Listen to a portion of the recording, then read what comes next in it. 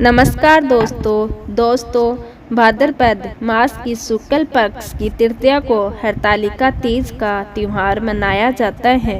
इस दिन सुहागन महिलाएं पति की लंबी उम्र के लिए यह व्रत रखती हैं। सबसे पहले इस व्रत को माता पार्वती ने भगवान शिव के लिए रखा था।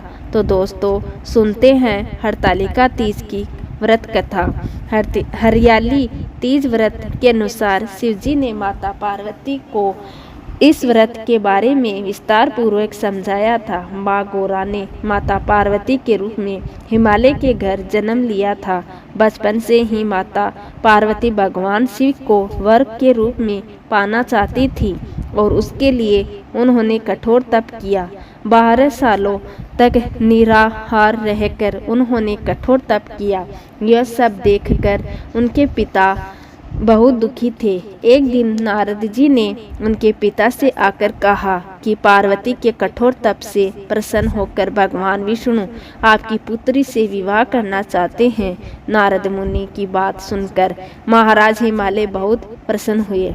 उधर भगवान विष्णु के पास जाकर नारद मुनि बोले, महाराज हिमालय अपनी पुत्री पार्वती का विवाह आपसे करवाना चाहते हैं। भगवान विष्णु ने भी इसकी अनुमति दे दी। फिर माता पार्वती के पास जाकर नारद जी ने इसकी सूचना दी कि आपके पिता ने आपका विवाह भगवान विष्णु से तय कर दिया है। यह सुनकर माता पार्वती बहुत निराश हुई। उन्होंने अपनी सखी को बताया कि वो भगवान शिव को पाने के लिए ही यह व्रत कर रही है। माता पार्वती की इच्छा अनुसार उनके पिता महाराज हिमालय की नज़रों से बचाकर उनकी सखियां माता पार्वती को घने सुनसान जंगल में स्थित एक गुफा में छोड़ आई। यहीं रहकर उन्हें भगवान शिव को पति के रूप में पाने के लिए कठोर तप शुरू किया, जिसके लिए उन्हें रेत से एक शिवलिंग की स्थापना की। संयोग वर्ष से हस्त नक्षत्र में भाद्रपद शुक्ल तृतीया का वह दिन था जब माता पार्वती ने शिवलिंग की स्थापना की थी। इस दिन निर्जला उपवास रखती हुई उन्होंने रात्रि में जागरण भी किया था।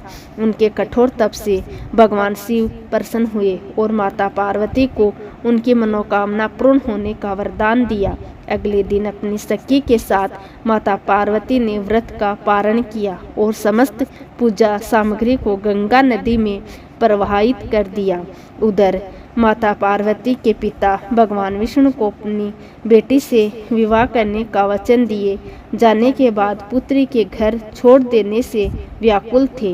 वे माता पार्वती को ढूंढते हुए उस स्थान तक जा पहुँचे जहाँ माता पार्वती थी। इसके बाद माता पार्वती ने उन्हें अपना घर छोड़ देने का कारण बताया और भगवान शिव से विवाह करने का अपना संकल्प और भगवान शिव द्वारा मिले वरदान के बारे में भी बताया।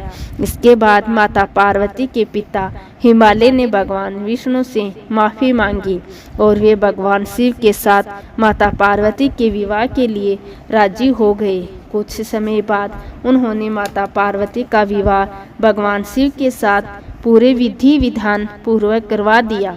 मान्यता है कि इस दिन जो महिलाएं विधि विधान पूर्वक अथवा पूर्व निष्ठा से इस व्रत को करती हैं वे मनचाहे वर को प्राप्त करती हैं।